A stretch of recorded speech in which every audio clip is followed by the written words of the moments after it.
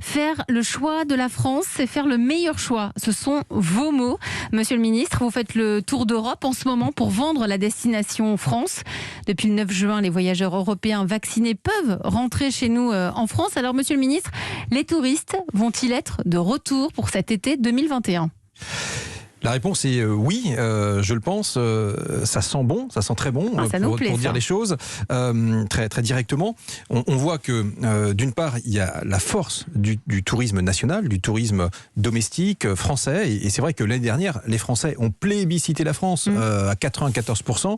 Cette année encore, ça sera un peu moins parce qu'on a retrouvé de la mobilité en Europe, par exemple. Et tant mieux, parce qu'on accueille aussi de nombreux touristes européens. Ça marche dans les deux sens, effectivement. Ça marche dans les deux sens, exactement. Et tous les indicateurs semblent passer au vert. Je vous donne quelques exemples. Les Gîtes de France nous signalent, par exemple, qu'aujourd'hui, ils sont à des taux d'occupation qui sont supérieurs de 8 à 14 points par rapport à l'été 2019. Donc et l'été 2019 était lui-même un été record.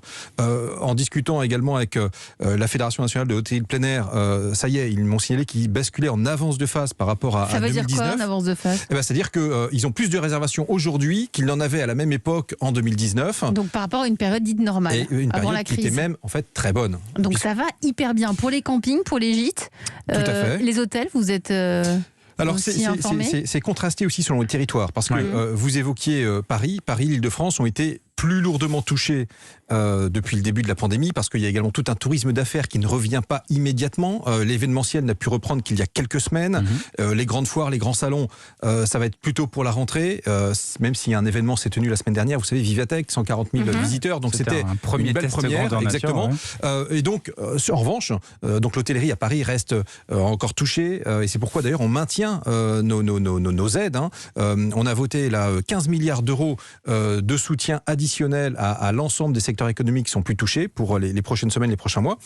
Mais en revanche, ça se porte bien sur le littoral. Il y a le littoral atlantique fonctionne très bien. Ça fonctionne bien également à la montagne, par exemple, et sur d'autres types d'hébergements. Sur, par exemple, l'UNAT qui fédère un certain nombre d'acteurs du tourisme social nous signalait que ils sont eux aussi en avance par rapport à 2019, et à la montagne ils sont à plus 26% de réservations. Je crois que ça traduit aussi une envie à la fois de redécouvrir la France, et c'est vrai que j'avais lancé l'été bleu blanc rouge, donc je suis heureux de voir ce mouvement, parce que la France elle est quand même elle est géniale, parce qu'on a tout, on a la mer, on a la montagne, on a le rural, on a le patrimoine, etc. Et puis il y a aussi dans les tendances, je trouve, cette envie d'aller vers les grands espaces, vers la nature, et c'est aussi un des succès de la montagne l'été dernier, je pense aussi cet été. Donc cette envie de rattraper le temps qu'on a passé confiné. Est-ce qu'on sait un petit peu quels sont les touristes qui vont pouvoir revenir facilement, espagnols, il y a déjà italiens, des réservations, belges, ce sont nos voisins les plus proches a priori? Tout à fait. Alors il y a une autre tendance qu'on voit, qui a été accélérée par la pandémie, c'est que désormais on part peut-être moins loin.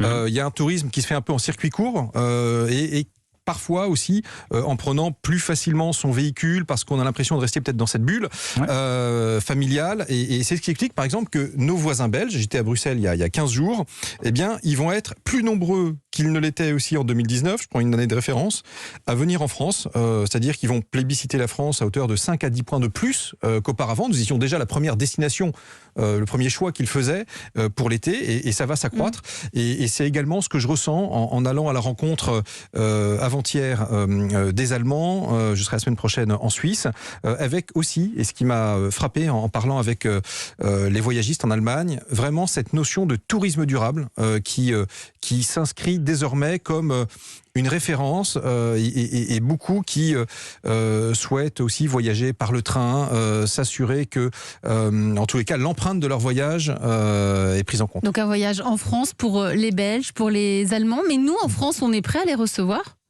Tout à fait. Les acteurs touristiques se sont préparés soigneusement. Je les réunis très régulièrement au sein d'un comité de filière tourisme. Ils ont préparé des protocoles qui sont en béton armé. Et c'est très important parce que nous sommes ici dans le studio, on a encore les vitres en plexiglas, etc. C'est partie des protocoles. Et nous portons les masques. Voilà. Et ceux qui, justement, les acteurs touristiques ont mis en place ces protocoles pour qu'on puisse conjuguer les gestes barrières avec la crème solaire. Voilà, ça va être le mantra des vacances. Parce que le Premier ministre était aujourd'hui même dans les Landes, vous l'avez vu, c'est un département où le variant dit Delta circule plus qu'ailleurs, et c'est pourquoi on sait que ce variant il va progressivement croître et prendre le pas sur les précédents, et on sait qu'il est plus contagieux, et donc c'est pourquoi il faut maintenir un certain nombre de précautions. Vacances, ça rime aussi avec prudence.